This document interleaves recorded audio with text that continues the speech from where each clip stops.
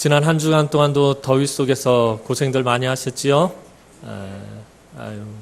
빨리 여름이 가야지.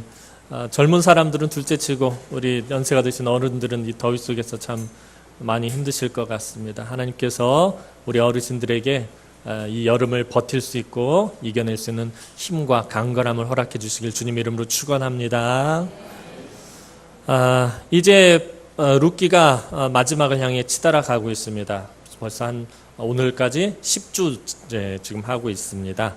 다소 좀 지루해하시는 분들도 있는 것 같은데 하나님의 말씀은 절대 지루하지 않습니다. 전하는 자가 부족해서 좀 지루하게 전할 뿐이지 말씀을 지루하게 생각하지 않았으면 좋겠습니다. 사실 제가 신학대학원 다닐 때 원전 강독으로 룻기를 선택해서 한 학기를 룻기를 배웠어요. 4장밖에 안 되지만 이게 매우 중요한 성경인데 이거를 한 학기 동안 배웠어요. 왜냐하면 성경은 하나님 나라의 역사를 기록한 것이 아니라 하나님 나라의 역사라는 것은 방향성을 가지고 있다는 거예요. 무엇인가를 향해서 나아가고 있다라는 것이 역사입니다. 분명히 성경은 하나님 나라의 역사를 기록한 것이기 때문에 역사성이 있어요. 방향성이 있다는 거예요. 그렇다면 하나님 나라의 방향성, 어디를 향해서 나아가고 있느냐, 그 방향성이 우리가 고속도로를 갈 때 보면 예를 들어 서울에서 부산을 가는 그 고속도로 중간중간마다 무엇이냐면 이정표가 있어요. 그죠? 부산 앞으로 120km, 앞으로 몇 킬로 있는 이 이정표가 방향성을 제시하는 것처럼 이 룻기는 구약 성경에 있어서 이정표와 같이 방향성을 제시하는 성경이에요. 지금 하나님 나라의 역사가 어디로 가고 있는지 그것을 알려준다는 거예요. 하나님 나라의 역사가 어디를 향해서 가고 있을까요? 구약은 항상 무엇에 포커스를 맞추고 있다? 예수 그리스도에게 포커스를 맞추고 있어요. 그래서 이 구약의 하나님 나라가 예수 그리스도를 향해서 나아가고 있음을 그것을 알려주는, 그래서 역사서 중간에 룻기가 딱 껴서 그것을 설명해 주고 있는 거예요. 그래서 룻기 맨 마지막에 우리가 다음 주에 살펴보겠지만 누구의 족보가 잠깐 언급되냐면 다윗의 족보가 언급이 됩니다.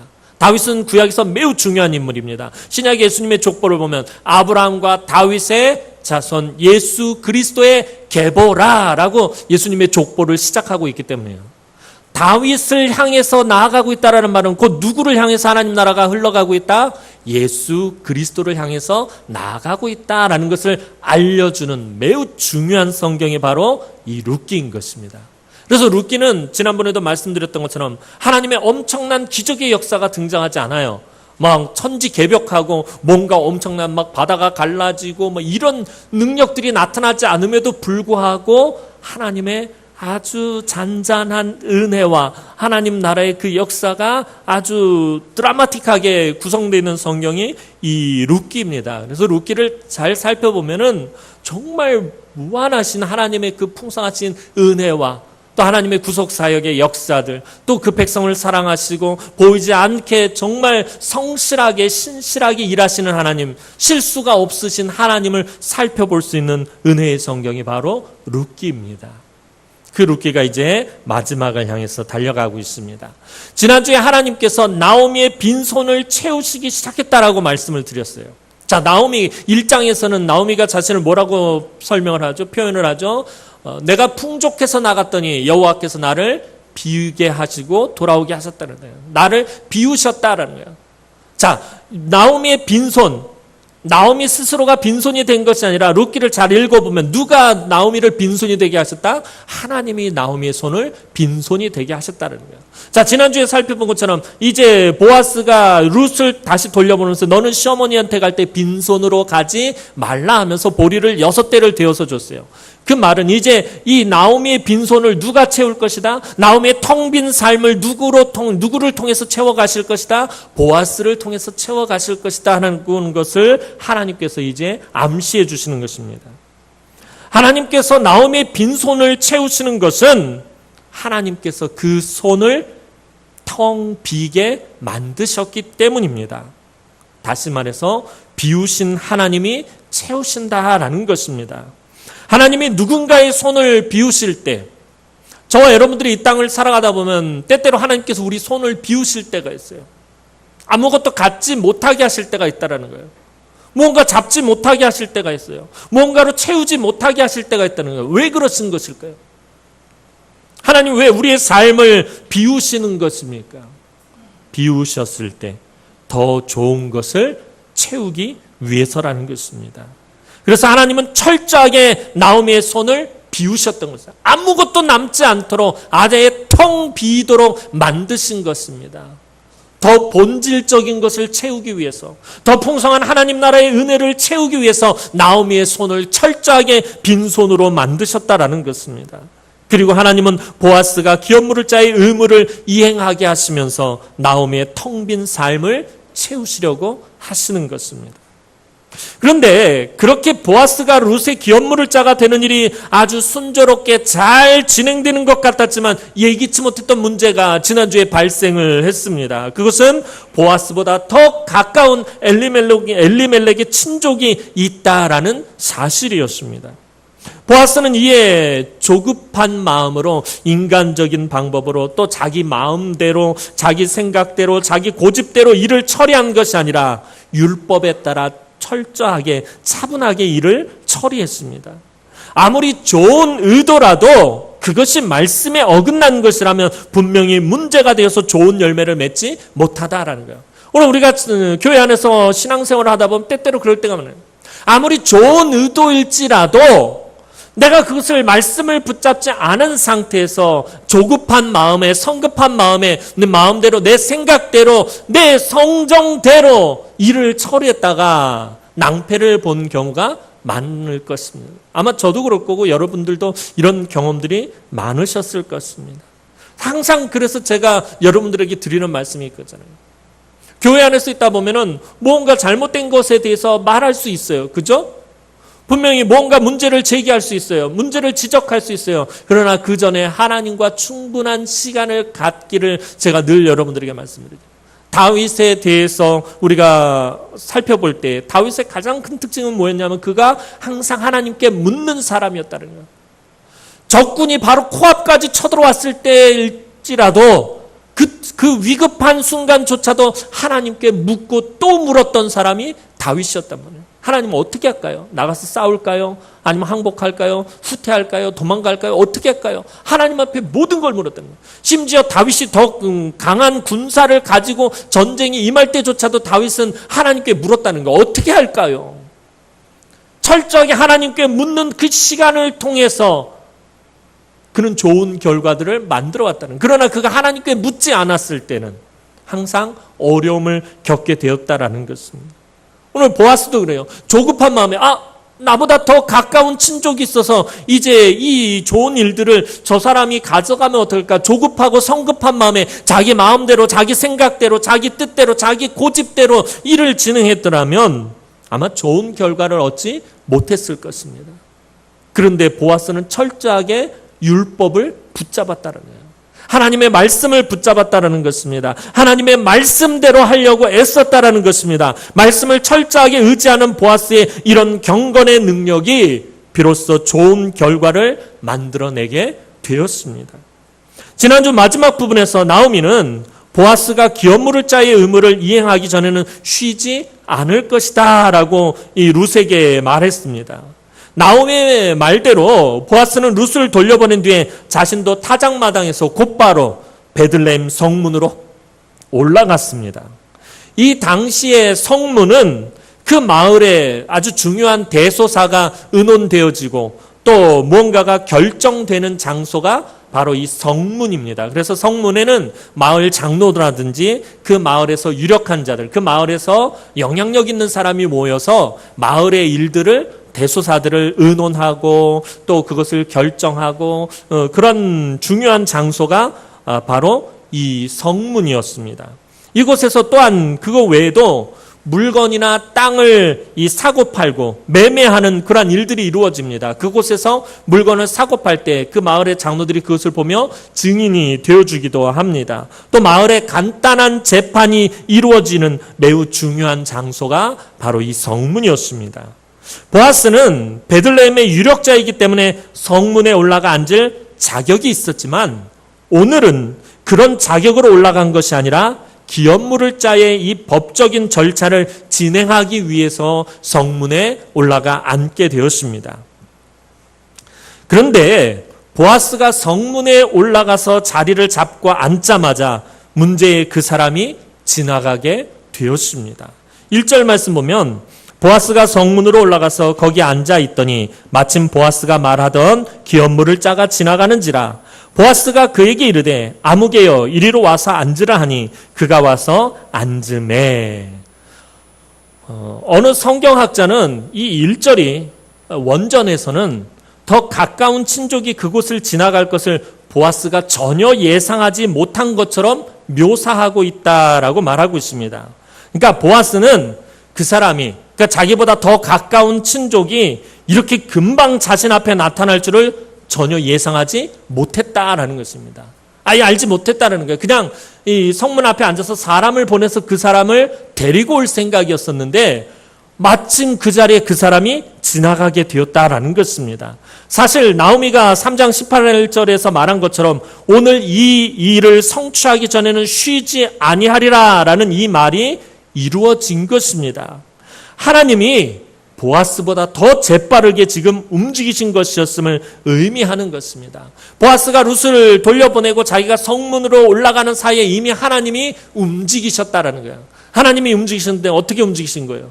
그 더 가까운 친족을 성문 쪽으로 몰아가셨다라는 것입니다.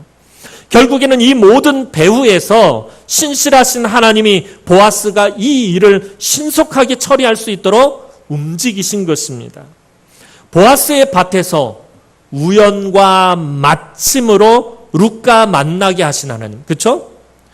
룻이 우연히 보아스의 밭에 가서 이삭을 줍는데 마침 보아스가 그곳에 와서 보아스와 룻을 만나게 하셨던 그 하나님이 다시 한번 우연과 마침으로 이 가까운 친족을 만나게 하신 아주 센스가 돋보이는 장면이 오늘 본문입니다. 보아스가 성문에 가서 앉았더니 마침 그 사람이 지나가는지라. 하나님께서 또다시 우연과 마침을 통해서 이 보아스와 더 가까운 친족을 만나게 하셨다는 거예요. 하나님 굉장히 센스 있으신 분이에요. 나오미의 말처럼 그가 쉬지 아니하리라 이 말을 딱 듣고 하나님께서 센스 있게 움직이신 거예요. 재빠르게 배후에서 보이지 않게 모든 것들을 다 세팅을 딱 맞춰 놓으시고서는 자 이제 내가 판을 다 짜놨으니까 어떻게 할래? 하고서는 하나님이 마치 이렇게 보고 있는 것 같은, 우리 하나님 굉장히 센스가 넘치시는 분이시다라는 거예요. 하나님은 앞뒤가 꽉 막힌 고지식한 분이 절대 아닙니다.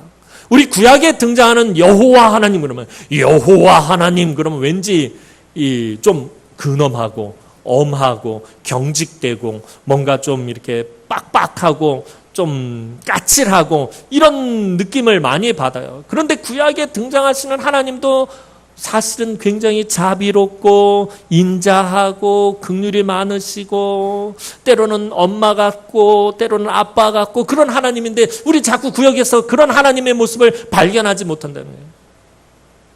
하나님은 율법에서를 통해서 당신을 표현하실 때 항상 그래요. 내가 마치 어미새가 그 새끼를 날개 품은 것 같이 너희를 인도했다라고 말하고 있어. 엄마처럼 내가 너희를 돌봤다라고 말하고 있다는 거예요. 하나님 당신이 엄마처럼 인자한 분임을 표현하고 있다는 거예요. 하나님 절대로 고지식하거나 앞뒤 꽉 막히신 분이 아니라는 거예요. 오늘 룻기를 살펴봐도 그래요. 하나님께서 배경을 쫙 만들어 가시면서 두 사람 만나게 하시고 뒤에서 배시시 웃으시면서 이런 것들을 막 조정해 가시는 그 하나님. 드라마의 PD처럼 아주 예쁘고 아름답고 재밌는 드라마 한 편을 만들어가는 PD처럼 이 룻기를 지금 이끌고 가고 계신다라는 것입니다. 요즘 말로 하면 하나님은 대박 센스쟁이, 진짜 센스 만땅이신 분이 우리 하나님이시다라는 거예요. 근데 우리는 신앙생활하면서 사실 우리가 센스가 매주라서 하나님의 이 센스를 제대로 느끼지도 못하고 받아들이지도 못하고 그것을 누리지도 못하고 신앙생활할 때가 너무 많다는 거예요. 오히려 우리가 너무 고지식한 거예요. 하나님 앞에서. 우리가 너무 하나님 앞에서 꽉 막혀 있는 거예요.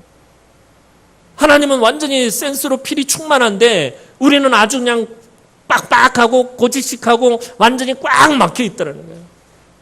그래서 풍성한 하나님의 은혜를 누리지 못할 때가 너무나도 많다라는 거예요. 보아스는 이제 더 가까운 친족을 향해서 무엇이라고 말하면은 아무개라고 부릅니다. 아무개여 이리로 와서 내 옆에 앉으라라고 말합니다. 그 사람의 이름이 없어서 지금 보아스가 아무개라고 부르겠습니까? 세상에 이름이 없는 사람이 어디 있겠습니까? 이 사람도 분명히 이름이 있을 것입니다. 그런데 보아스는 아무개요. 물론 보아스가 아무개요라고 부르진 않았을 거예요. 그 사람의 이름을 분명히 불렀을 것임에도 불구하고 룻기의 기자는 아무개라고 표현을 하고 일부러 의도적으로 이 사람의 이름을 아무개라고 기록하고 있다라는 것입니다. 이것은 룻기의 저자가 이제 뒤에 이 사람이 기업 물을 자의 책임을 거부한 것으로 인해 이 사람의 이름을 기록하지 않은 것입니다. 이름조차 기록할 가치가 없는 사람이다라는 것입니다. 자, 우리가 1장에서 살펴본 것처럼 1장 19절을 보면 나오미가 베들레헴으로 돌아왔을 때 베들레헴이 어떻게 됐다고 그랬죠? 베들레헴이 떠들고 난리가 났다라고 그래요. 1장 19절을 보면요. 온 베들레헴 성안이 나오미가 돌아온 것으로 인해서 난리가 났어요. 이 말은 뭐예요? 베들레헴에 있는 모든 사람들이 나오미가 돌아왔다는 것을 알았다, 몰랐다? 알았다라고 말씀드려요. 베들레헴은 큰 성읍이 아니에요. 작은 성읍이기 때문에 옆집에 숟가락이 몇 개 있는지 젓가락이 몇 개 있는지까지 속속들이 다 알고 있는 동네가 베들레헴이에요. 이 조그만 동네에 나오미가 돌아왔어요. 온 성읍이 난리가 났어요. 야, 10년 전에 이곳을 떠났던 나오미가 완전히 거지꼴이 돼서 돌아왔대. 그러면서 소문이 이미 베들레헴에 파다하게 다 퍼졌어요. 베들레헴 사람들이 나오미가 돌아온 것을 다 알고 있었습니다. 그렇다면 이 가까운 친족, 이 아무개도 나오미가 돌아온 사실을 알았을까요? 몰랐을까요? 분명히 알고 있었다라는 것입니다. 그런데도 가장 가까운 엘리멜렉의 친족이었던 이 사람은 지금까지 나오미를 어떻게 하고 있었던 거예요? 방치하고 있었던 것입니다. 이것만 봐도 이 사람이 이 기업 물을 자의 책임에 전혀 관심이 없는 사람이라는 것을 우리는 알 수 있습니다. 이 사람은 경건하고 인격적이며 자비로운 보아스와는 너무나도 대조적인 인물로 지금 등장하고 있는 것입니다. 보아스는 이제 그 사람을 자신의 옆에 앉게 하고 성읍의 장로들 10명을 불렀습니다. 보아스가 하려는 기업 물을 자의 책임을 넘겨받는 것을 마을 장로들에게서 공증을 받기 위해서였습니다. 보아스는 차분하게 이 합법적인 절차를 통해서 기업 물을 자의 책임을 얻어서 룻과 결혼할 수 있는 기회를 지금 만들고 있는 것이었습니다. 자, 전에 말씀드렸던 것처럼 이스라엘에서의 땅의 실소유권자는 누구라고 말씀을 드렸죠? 이스라엘에서 땅의 실제 소유주, 땅의 실제 주인은 하나님입니다.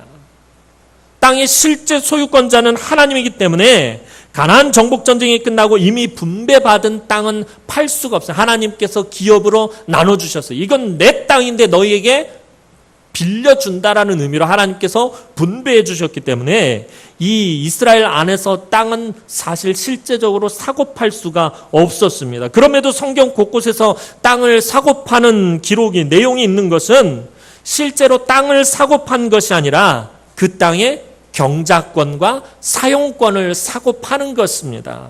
그리고 희년이 되면 그 경작권이나 사용권이 다시 그 땅의 원주인에게로 돌아오는 것이었습니다. 따라서 3절에서 나오미가 그 소유지를 판다라는 말은 그 땅의 경작권을 양도한다라는 말입니다.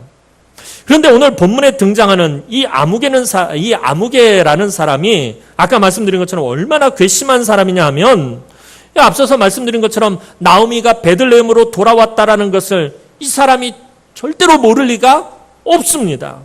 베들레헴이 아주 작은 동네이기 때문입니다. 그런데도 이 사람이 나오미를 돕지 않은 것은 그가 적극적으로 나서면 나오미가 돌아왔다는 사실을 알고 내가 엘리멜렉 그 형제와 가장 가까운 친족이기 때문에 지금 이 집안을 회복시켜야 되고 이 집안의 기업 물을 자의 책임을 져야 되는데 내가 적극적으로 나서면은 그러면은 이 나오미가 데리고 온 모압 여인 룻, 사실 이 모압과 이스라엘의 관계에 대해서는 처음에 룻기를 시작하면서 말씀을 드렸어요. 분명히 이스라엘과 원수지간이고 하나님께서 이스라엘의 총회로 들어올 수 없도록 막으셨던 족속이고요. 아주 이 음란한 족속이 이 모압 족속입니다. 이 모압 여인 룻과 결혼해야 하고요.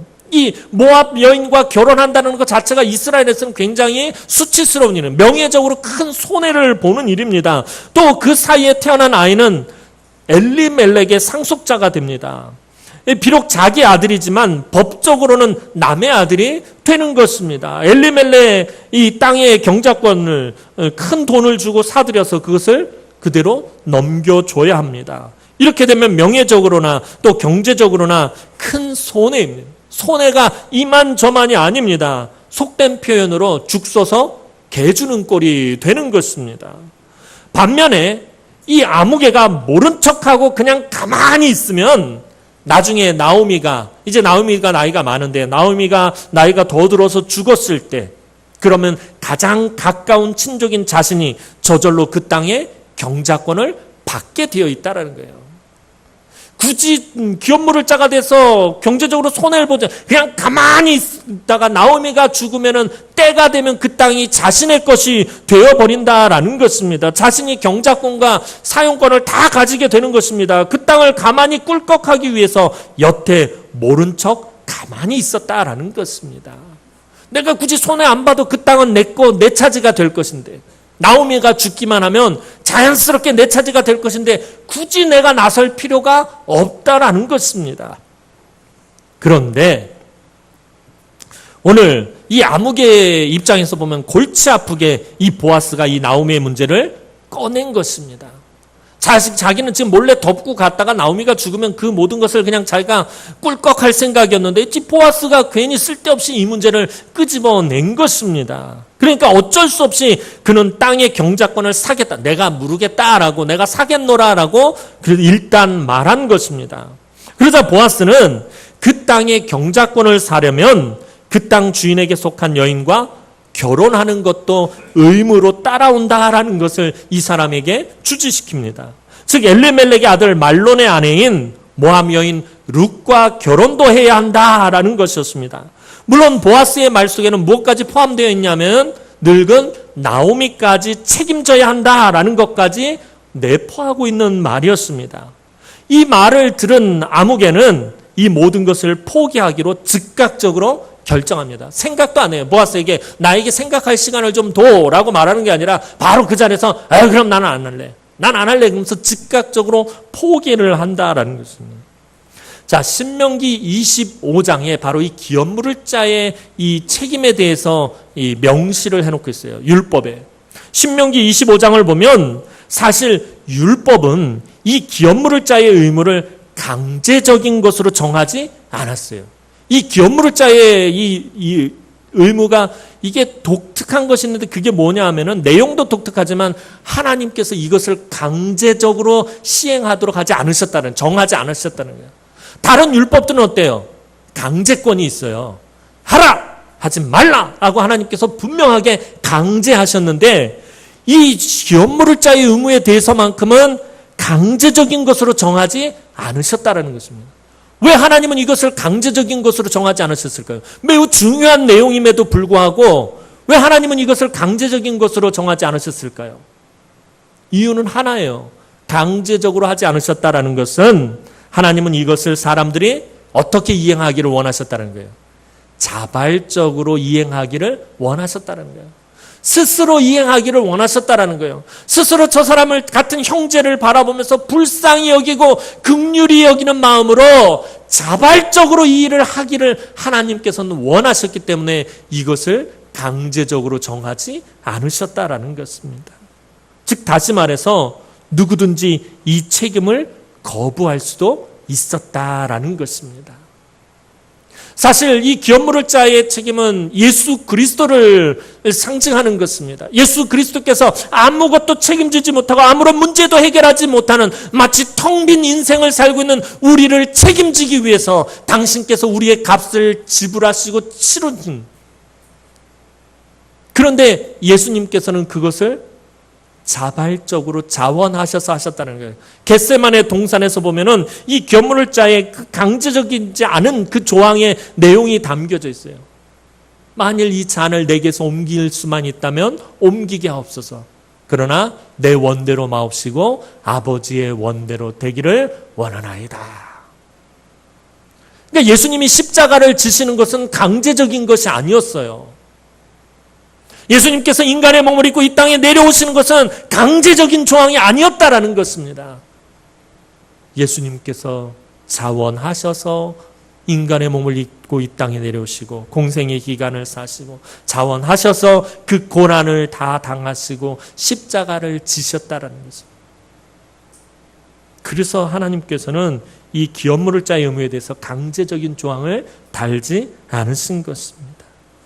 누구든지 이 책임을 거부할 수도 있게 하셨습니다. 거부할 수 있음에도 모든 손해를 감수하고 모든 피해를 감안하고 룻과 결혼하려는 이 보아스는 진정한 헤세드를 룻에게 베풀고 있는 것입니다. 마치 예수 그리스도께서 저와 여러분들에게 헤세드를 베푸셨던 것처럼. 헤세드가 뭐라고 그랬죠? 다시 한번 살펴볼까요? 힘이 있는 사람이, 권세가 있는 사람이 자발적으로 자기를 희생하고 자기가 모든 것들을 짊어지고 모든 피해를 감안하면서 힘없고 연약하고 아무런 문제를 해결할 수 없는 그 사람을 위해서 자신을 희생하는 사랑. 이것이 헤세드입니다. 저 사람을 위해서 희생할 의무가 없어요. 저 사람을 위해서 내가 손해볼 필요가 없어요. 저 사람을 내가 거들떠 보지 않아도 돼요. 그럼에도 불구하고 나의 모든 것을 희생하고 나의 모든 것을 포기하고 그 사람을 살려내는, 그 사람의 문제를 해결해 주는 사랑, 그것이 헤세드입니다. 율법이 이 조항을 강제로 하지 않기 때문에 이 아무개는 이제 어떻게 해야 돼요? 이 기업물을 자의 책임을 질 것인가 말 것인가를 선택해야 돼요. 그러니까 이 사람에게는 선택권이 있는 것입니다. 근데 감사하게도 이 아무개는 포기하는 것을 선택합니다. 근데 만약에 내가 그 기업을 모르겠노라고 이 아무개가 말했을 때 그 소리를 룻이 들었다면 아마 룻은 기절 초풍했을 것이에요. 그죠?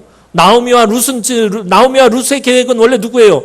보아스가 기업물을 자의 책임을 다하고 보아스와 결혼하는 것이 목적인데 엄한 놈이 갑자기 등장하더니 자기가 책임을 지겠다라는 이 소리를 딱 들으면 나오미와 룻의 입장에서는 이거 완전히 뒤집어질 상황이었죠, 사실은. 그런데 이 사람이 포기하는 것을 선택합니다. 그가 포기하려는 이유가 무엇입니까? 이 사람 왜 포기하려고 하는 거죠?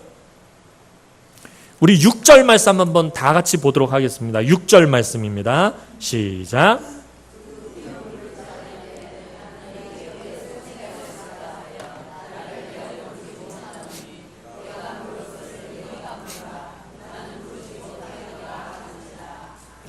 자, 이 사람이, 이 아무개는 왜 지금 자기가 기업 무르지 않겠다라고 말하죠? 자기는 절대로 손해를 보지 않겠다라는 것입니다. 나는 손해보기 싫다. 나는 손해볼 수가 없다. 왜 내가 손해보면서까지 이런 일을 해야 되느냐. 나는 그럴 수 없다. 나는 무르지 못하겠다. 이 사람은 무엇에만 관심이 있는 거예요?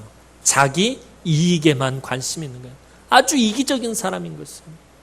아까 말씀드린 것처럼 나오미가 이 베들레헴에 온 것을 뻔히 알면서도 모른 척하고 있고 나오미가 죽기만을 기다리고 있었던 자기 유익을 위해서, 자기 이익을 위해서, 자기 이익에만 관심이 있었을 뿐이에요. 자기 형제의 그 무너진 집안, 그 죽은 자의 집안을 다시 회복시키고 살리는 일에는 전혀 관심이 없었다라는 것입니다. 선을 베풀고 인자를 베풀고 긍휼을 베풀고 불쌍히 여기고 이런 헤세드를 베푸는 일에는 전혀 관심이 없었습니다. 그래서 성경도 이 사람의 이름을 기록하는 일에 전혀 관심이 없는 것이에요. 이 사람이 누군지 전혀 관심이 없는 것이에요. 이 사람의 이름이 지금 이 룻기에 없는 것은 이 사람에 대한 하나님의 징계인 것입니다. 이 사람 사실 가장 불쌍한 사람이에요. 분명히 이름이 있음에도 불구하고 성경이 의도적으로 아무개라고 기록을 하고 있다니까요. 늘 말씀드리지만 하나님 나라를 위해서 조금도 손해를 보지 않는 사람은 하나님의 은혜를 풍성하게 누릴 수 없습니다. 교회를 위해서, 하나님 나라를 위해서, 예수 그리스도를 위해서, 복음을 위해서 손해를 보지 않는 사람은 하나님의 은혜를 누릴 수가 없다라는 것입니다. 하나님 나라를 위해서 손해를 본 만큼, 복음을 위해서 박해를 받은 만큼, 예수 그리스도를 위해서 인내한 만큼, 교회를 위해서 고난을 당한 만큼 하나님께 인정을 받고 복을 받게 되어 있습니다. 주님은 마태복음 5장에서 분명히 주님을 위하여 박해를 받는 자에게 복이 있다라고 말씀하셨어요. 나를 위해서 박해를 받는 자들이 복이 있다.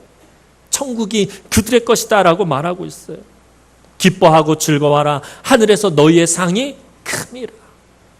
나를 위해서 손해를 보고 나를 위해서 핍박을 받고 나를 위해서 참고 인내한 사람은 기뻐하고 즐거워하라. 하늘에서 그 상이 크다라고 주님 분명히 말씀하고 있다라는 것입니다. 이 말은 무슨 얘기예요? 하나님 나라를 위해서 손해를 본 사람은 반드시 하나님께서 갚아주신다는 거예요. 그러나 하나님 나라를 위해서 손해를 요만큼도 보지 않은 사람은 절대로 하나님께서 갚아주시지도 않고 하나님 관심조차 없으시다라는 거예요. 그 사람이 누구인지 그 이름조차도 알려고 하지 않으신다라는 것입니다. 그리고 이 아무개는 자신의 신을 벗어서 보아스에게 주었습니다. 신을 벗다라는 것이 어떤 의미인지는 예전에 모세와 여호수아의 소명 기사를 말씀드리면서 설명을 드렸습니다. 모세야, 내가 선 곳은 거룩한 곳이니 내 발에서 신을 벗으라라고 말합니다. 여호수아에게도 하나님께서 동일하게 말씀하셨어요. 신을 벗는 것은 무엇을 의미한다라고 말씀드렸죠? 물론 다 잊으셨을 거예요. 자, 신을 벗는다라는 것은 자기의 권리를 포기한다라는 의미예요. 내가 하나님 앞에서 주장할 그 어떤 권리도 다 포기한다라는 의미가 하나님 앞에서 신을 벗는 것이에요. 자기 권리를 포기하는 것이에요.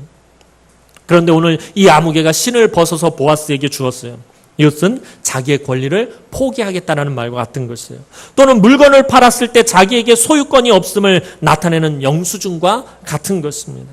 즉 이 아무개는 자신에게 있던 기업물을 권한을 포기한다라는 것을 장로들과 마을 사람들 앞에서 공적으로 표현한 것이었습니다.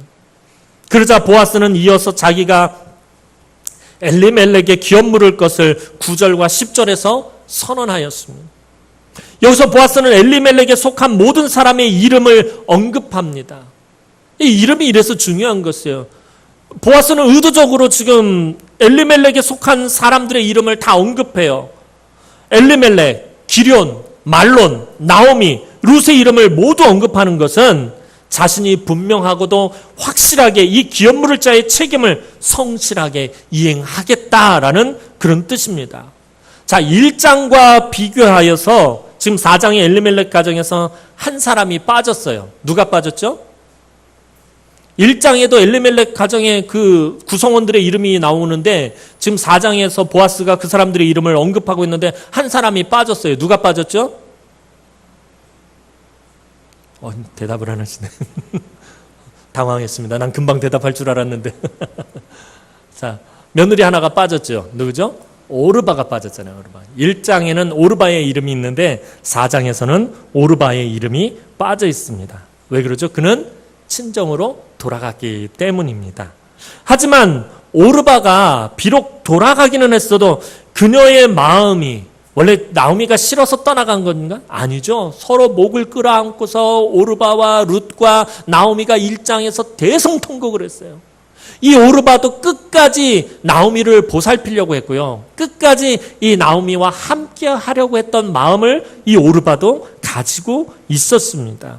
그랬기 때문에 성경은 1장에서 이 모압 여인 오르바의 이름을 기록하고 있다는 거예요. 이 룻기의 기록자는 이 오르바의 이름을 그래서 기록하고 있는 것입니다. 하지만 오늘 기업물을 자의 책임을 다하지 않은 사람은 이 두 명의 모압 여인이 이름조차 기록되는 성경에서 영원히 아무개라고 불려야 하는 수치를 당하게 된 것이에요. 분명히 하나님의 선택받은 백성이고요. 정통 이스라엘이고요. 유다의 자손이고요. 그도 베들레헴에서 꽤나 유력한 자였을 텐데 그의 이름은 빠져버리게 됐다. 그들이 그토록 싫어했던 원수처럼 여겼던 모압 여인이었던 오르바와 룻의 이름은 이 성경에 그 이름이 기록이 되었는데 이 사람 이스라엘 사람이요 유다의 자손이요 유력한 사람이요 부자요 능력 있는 이 사람의 이름은 이 룻기에서 아무개로 처리돼 버렸다는 거예요. 하나님 관심조차 없으시다는 거예요. 오르바와 룻에게는 하나님께서 은혜를 베푸셨는데 이 사람에게는 하나님 관심조차 없다는, 난 네 이름조차 알 필요도 없다는, 알고 싶지도 않다라는 거예요. 하나님께서. 왜? 하나님 나라를 위해서 손해보려고 하지 않았기 때문에. 자기 유익만을 구하는 사람이었기 때문이었다는 거예요. 이 사람 영원토록 수치를 당하도록 하나님 내버려 두신 것입니다. 보아스가 엘리멜렉의 집안을 회복하기 위한 기업물을 자의 책임을 다하겠다고 선언하자 이제 마을의 장로들은 일제히 보아스를 축복합니다. 그것은 보아스가 여러 가지 큰 손해를 보는 일임에도 그 책임을 마다하지 않고 기쁘게 받아들였기 때문이었습니다.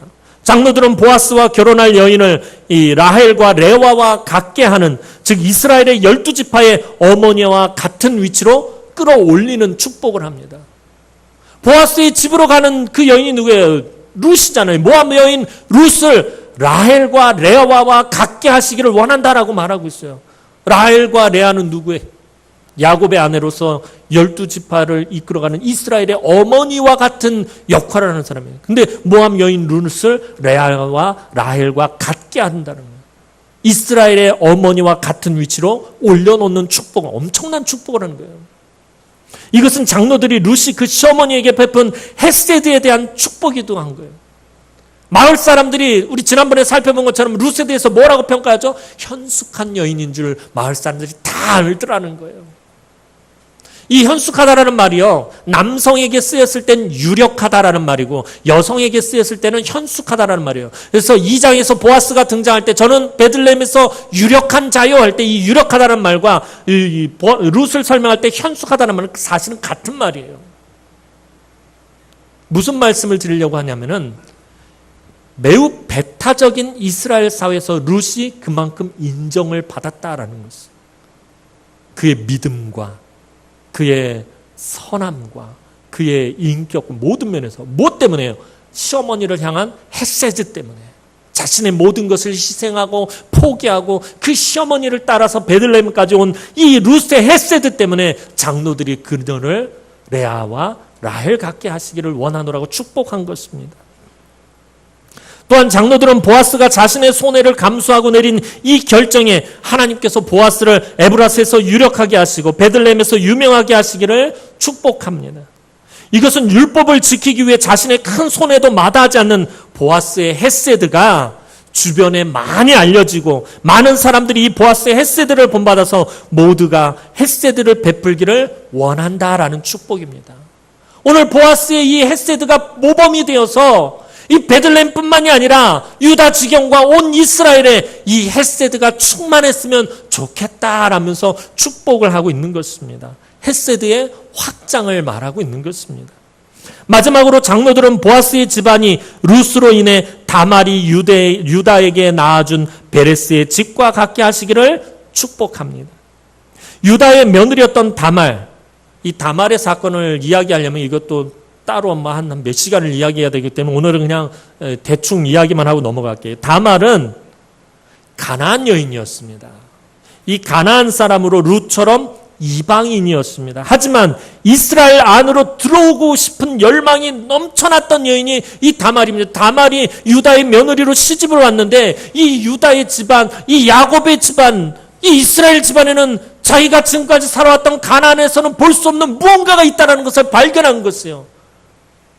하나님의 백성이라는 사실을 발견하고 그 안으로 들어가고 싶은 열망으로 가득했던 여인이 누구냐면 다말이었어요. 다시 말하면 쉽게 얘기하면 하나님 나라에 대한 그 소망이 가득했던 사람이 바로 이 다말이었다라는 것입니다. 하나님 나라에 대한 사모함이 극에 달했던 다말의 그 사모함을 하나님이 인정하시고 예수님의 족보에까지 그 이름을 올려주신 여인이 바로 다말이었습니다. 룻도 하나님 나라에 대한 열망이 가득했던 여인이에요. 룻이 왜 모압에서 그 편안한 삶을 버리고 이 시어머니였던 나오미, 아무것도 없는, 아무것도 얻을 것이 없는 이 나오미를 따라온 이유가 무엇입니까? 어머니의 백성이 나의 백성이 되고 어머니의 하나님이 나의 하나님이 되는 그 열망 하나로 베들레헴에 들어온 여인이 바로 룻이었다라는 것이에요. 결국 룻도 다말처럼 예수님의 족보에 이름을 올리게 되는 축복을 받게 됩니다. 예수님의 족보에 이방 여인의 이름이 올라와요. 그 중에 한 여인이 바로 룻이었다라는 것입니다. 사랑하는 성도 여러분, 하나님의 말씀을 붙잡고 헤세드를 베풀었던 보아스와 룻은 하나님께서 결코 버리지 않으셨고요. 외면하지 않으셨습니다. 그들을 모르게 보이지 않는 곳에서 모든 것들을 다 세팅해 놓으시고 다 준비해 놓으시고 이들을 그곳으로 마침과 우연을 통해서 몰아가셨던, 하나님은 보이지 않게 열심히 일하시며 안 될 것만 같았던 불가능한 일을 이루셨습니다. 하나님은 실수가 없으신 분이십니다. 하나님 신실하신 분이십니다. 우리가 실수한 것이지 하나님 실수하신 적 없어요. 하나님의 뜻대로 우리가 살지 못함으로 인해서 실수한 것인데 우리가 하나님을 탓하고 하나님을 원망할 때가 많아요. 하나님 결코 실수가 없으신 분이십니다. 하나님 신실하신 분이십니다. 당신의 말씀을 붙잡은 사람은 결코 놓치지 않으십니다. 하나님을 존중한 사람을 하나님은 끝까지 존중해 주십니다. 나를 존중한 자를 내가 존중히 여기고 나를 멸시한 자를 내가 경멸히 여긴다라고 하나님 분명히 말씀하십니다. 하나님은 당신의 백성들이 서로에게 헤세드를 베풀기를 원하십니다. 서로에게 손해보는 일, 이런 것쯤은 좀 내 백성이라면 감수해야 되지 않겠냐. 자기 유익만 구하면서 살지 말고, 자기 이익만 구하면서 살지 말고, 자기 욕심만 채우려고 살지 말고, 주변 사람들을 돌아보면서 누군가 어려움에 처해 있는지, 누가 아픈 병에 걸렸는지, 누가 지금 시험에 들었는지, 누가 지금 고난 가운데 있는지 우리의 눈을 들어서 살펴보는, 이 헤세드라는 것이 우리의 모든 것을 다 포기하라는 것이 아니야. 하나님의 그냥 잠깐 시간을 조금 내고 그냥 조금만 물질을 더하고 조금만 우리의 관심을 더해서 우리 주변을, 우리 시각을 좀 넓히라는 것입니다. 서로에게 헤세드를 베풀기를 하나님은 원하십니다. 오늘 우리 교회가 이런 헤세드의 공동체가 되기를 소망합니다. 본문에 등장하는 아무개처럼 자기 유익, 자기 이익만을 중요시하며 다른 사람을 위해서는 결코 손해를 보려고 하지 않는 이 시대에 헤세드의 진정한 가치를 보여주며 하나님의 놀라운 은혜와 복을 누리는 우리 남은 교회가 되었으면 좋겠습니다. 그래서 이곳에서 우리가 모여 예배하고 떡을 떼며 교제할 때마다 하나님의 헤세드의 그 풍성하신 은혜가 우리 안에 더욱 풍성하고 충만하기를 주님의 이름으로 축원합니다. 기도드리겠습니다. 사랑과 은혜가 많으신 아버지 하나님, 은혜와 사랑을 진심으로 감사를 드립니다. 오늘 우리를 위해서 우리 하나님께서는 이 세상에서 가장 존귀한, 가장 귀한 것을 아낌없이 내어주시고 그 은혜를 베푸셨는데 오늘 우리는 그 사랑을 잊어버리고, 하나님 내가 받은 사랑 잊어버리고 내가 받은 은혜 잊어버리고 하나님 내 유익과 내 이익과 내 욕심과 내 만족함만을 채우기 위해서 살아가고 있지는 않습니까? 하나님, 우리가 서로를 돌아보며 헤세드의 은혜를 베풀기 원합니다. 하나님, 우리 교회가 헤세드의 공동체가 되기를 원합니다. 헤세드의 은혜로 충만한 교회가 되어지기를 원합니다. 그래서 이 안에, 이 공동체 안에, 이 교회 안에 오히려 더욱 하나님의 헤세드가 넘치게 하여 주옵소서. 감사를 드렸고 예수님의 이름으로 기도하옵나이다. 아멘.